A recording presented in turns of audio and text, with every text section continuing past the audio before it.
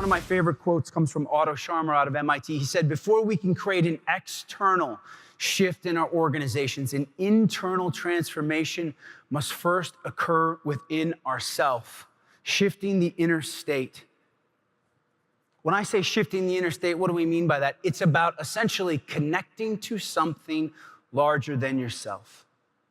And whatever you want to call that, God, source, the universe, your intuition or your imagination, your higher self, it's about accessing this deep, profound wisdom that lies within you, that no one outside of you can give you, that I can't give you, that only you have.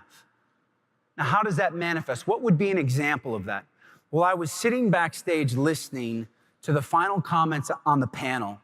There was a lot of discussion around this idea of thinking about where you need to be in 10 years, right? In 10 years, who do we have to become to stay relevant? How do I close the gap? How do we collectively close the gap between where we are today and where we will be in 10 or 15 years?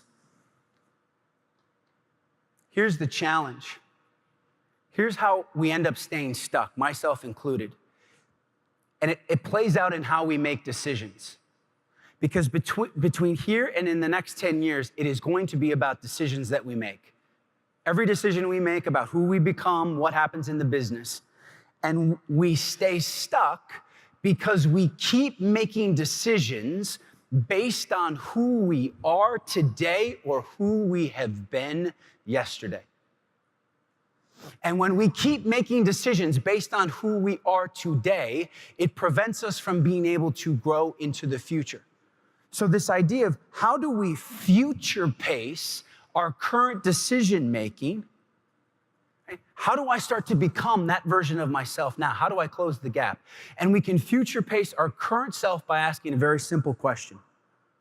What would the future version of myself choose in this situation? What would the future version of myself choose in this situation? Right?